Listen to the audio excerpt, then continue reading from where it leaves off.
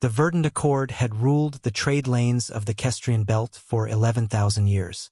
They were an old species, the Skrell, insectoid, patient, and utterly convinced that the universe rewarded those who watched, waited, and struck only when victory was certain. Their fleets did not rush. Their fleets did not gamble. They simply arrived when the outcome was already decided. So when the treaty station Halcyon Reach detected an unregistered signature drifting at the edge of the neutral zone, Speaker Marshal Yethkorin felt no alarm, only mild curiosity. "Species designation?" he asked, mandibles clicking against the translator mesh. "Unconfirmed," his sensor officer replied. "Signature is quiet, almost invisible. We caught it only because it wanted us to." Corin's antennae stilled. That was the first mistake he would make that day, and he would not realize it until it was far, far too late. The humans had arrived in the Kestrion Belt 18 months prior, tail-end passengers to a galaxy that had already decided what it thought of them.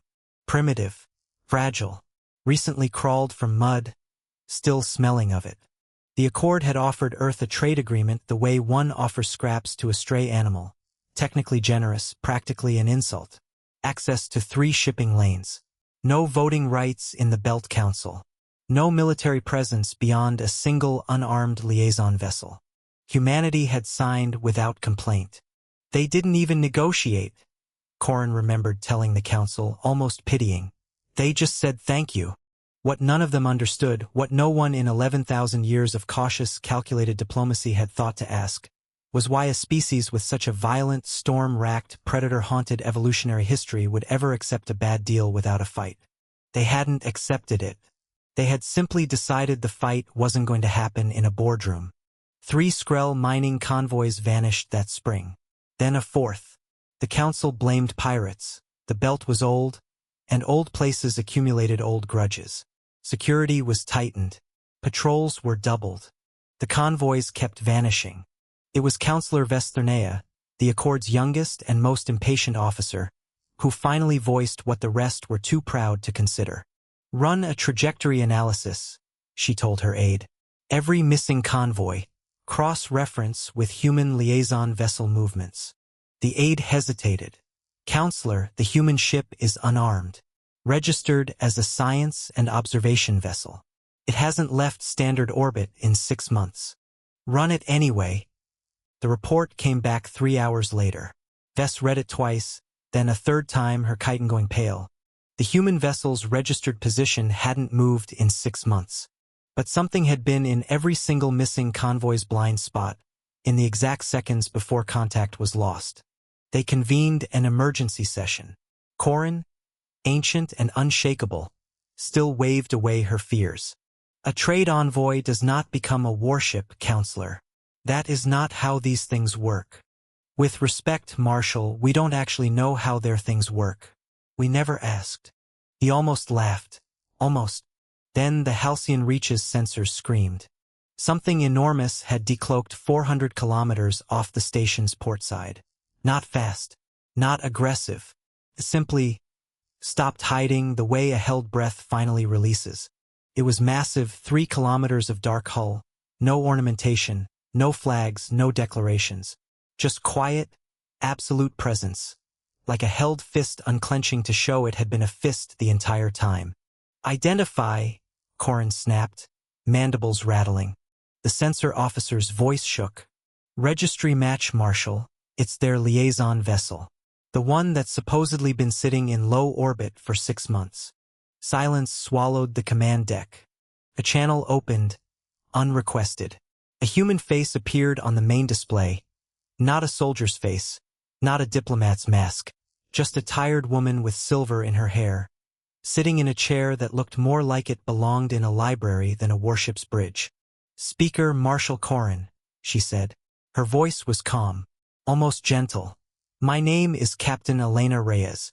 I imagine you have questions.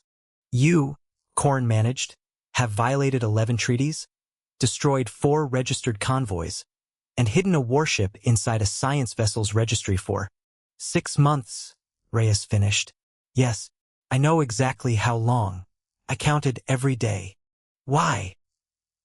Reyes's expression didn't change. She simply tapped something on her console, and a new feed replaced her face. Footage from one of the missing convoys. Skrell miners chained in cargo holds not their own. Not lost to pirates. Sold. Sold by Accord officials skimming profit off human trade lane access, using the very ships the Council had denied Earth the right to protect. Your convoys weren't destroyed, Marshal, Reyes said quietly. They were rescued. 41 Skrell citizens, trafficked through lanes your own council refused to patrol because policing them wasn't profitable. We found the first ring by accident. We spent 6 months quietly unwinding the rest, because doing it loudly would have let the traffickers scatter before we finished. Corrin's antennae drooped. You had no authority. We had eyes, Reyes said. And people were suffering where nobody was looking. My species has a bad habit, Marshal. We don't wait for permission to do the right thing. We've never been able to afford to. On the display, the freed Skrell were shown. Thin, frightened, but alive. Reyes had kept them hidden not from cruelty, but from the same traffickers who might still have reached them through corrupted council channels. She'd waited for undeniable proof before revealing anything. We could have handed you a data packet, she said. Filed a report. Let your bureaucracy debate it for a year while more convoys vanished. Instead, we did something slower. Something that cost us 6 months of being called cowards and stragglers by your own diplomats. She leaned forward. We chose to actually save them, Marshal. Not just be right about them. Vesternea, watching from the gallery, felt something in her chest crack open. Not fear, not anymore. Something closer to shame, and beneath it, something startlingly close to respect. Corrin sat in silence for a long moment.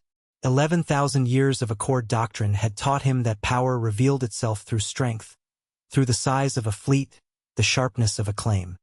He had never once considered that the deepest strength might look like patience, a species willing to be underestimated for half a year, quietly bleeding resources and reputation, because 41 strangers mattered more than being believed. Why? He finally asked, voice softer now. Did you not simply tell us? Reyes almost smiled. Would you have believed us, Marshal? 6 months ago. He had no answer. That itself was the answer. The human ship didn't fire a single shot that day. It didn't need to. It simply stopped hiding, and in doing so showed the Skrell something no weapon ever could. That humanity's strength was never really about power at all. It was about who they were willing to become quiet, patient, and unseen for, simply because someone needed saving, and nobody else was going to come. And for the first time, the galaxy understood what it truly meant to be human. If the story moved you, subscribe for more human stories from the stars.